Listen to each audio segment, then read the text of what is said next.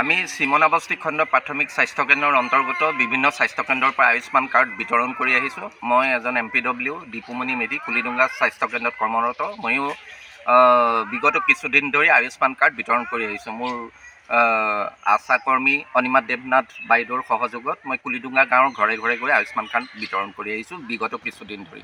এতিয়া Ayushman Bharat health card ক্ষেত্ৰত চৰকাৰে আমাক কিছু এটা ন্যূনতম মাননি মঞ্জুৰ কৰি দিছিলে। সেই মাননিটো দিছিলে কিছুদিনৰ আগৰ পৰা, কেইমাহমানৰ আগৰ পৰা দিছিলে, কিন্তু পৰিতাপৰ কথা বহুতে নেপালে।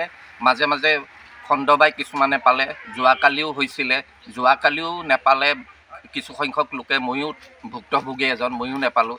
কেনেকৈ এইটো ভুল হয় এইটো বস্তু বুজিবলৈ অলপ টান হৈ যায়।